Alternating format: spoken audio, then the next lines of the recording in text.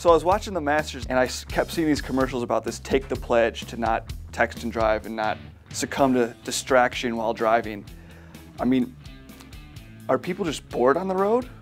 It's this always-on culture we've developed, and we've got it around here at the office. Who hasn't wanted to throw their smartphone out the window, at 5 o'clock on a Friday afternoon when you're still getting emails, 10 o'clock on a Friday night, 10 o'clock on a Sunday night? Most of the technology that they put in cars is equally as distracting as a cell phone, in my opinion. All the touch screen and the new Cadillac, the ATS, the volume. It's like you have to pretty much scrub it with your finger, and you have to focus on that center console. But you also got your steering wheel controls on 90% of those cars. All do something different. And Honda has got that new screen that's just a soft key.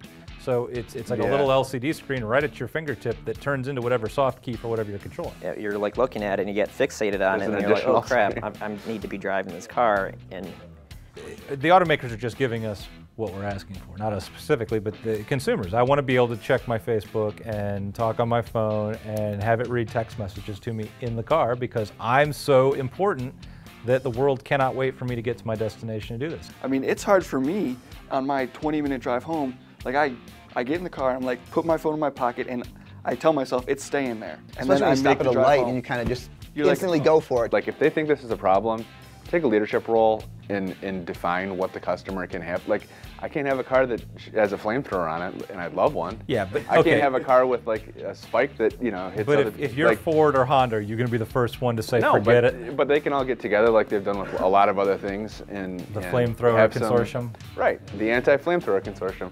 1968, worst day of my life. Michigan, they passed a law, absolutely no texting and driving. Do you think that that's made a difference at all? No. Not anecdotal evidence. Almost worse, I've heard. Technology to have a fully automated driving experience is, by and large, here. How many of us have driven in an automated car? I mean, yeah, one. Right, but the way technology progresses, I mean, how many people had an iPad? No, about a flat screen TV. Yeah, but people 60 years ago thought we were gonna be the Jetsons today. But we kind of are. We're just in less exciting ways. Let those people have those cars. Like I'm not gonna get rid of my old. But can they have separate highways for that? No, and you won't need it. And that's the beauty of it. That's true. Because the car can determine its surroundings. The cars can drive away from, like if I'm in my 911 drifting around on-ramp, the other cars will get out of the way. I know a lot of kids that turn 16, they don't even get their license anymore. They don't want it. They wait till like they're 18, 19 or whatever. They still have their parents till they need it. And that's like sad because again, they're so consumed with your smartphones, the internet. Well, that's what I'm saying. It's a culture. Exactly, and that's just. Well, it's kind of sad, but listen, if you don't care about driving, then good, then stay off the road.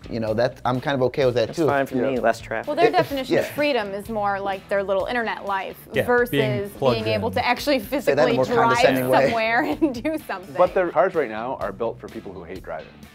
Yeah, 90%. Well, 90% of the cars are built for people who hate driving, 90% of people hate driving. So I guess it's the proper ratio. Everyone thinks that they're, at some point or another, they think that they're invincible. They don't think it's going to happen to them. Well, isn't it American, ingrained in the American psyche that I can't do this? Fuck you. I'm going to do what I want. People still smoke. People still overeat. People still do all these things that bring them immediate pleasure right now. But they don't understand, like, oh, this is going to cause me a tremendous amount of pain. They do understand. I think they just don't care. With the smoking, I mean, I understand. I just don't care. And if the people driving, they probably understand. But what you don't understand is like how painful lung cancer is. Like, right. Maybe that's possible. So you understand that there are consequences. Or how painful of flaming, exploding car is going to be when you hit a wall.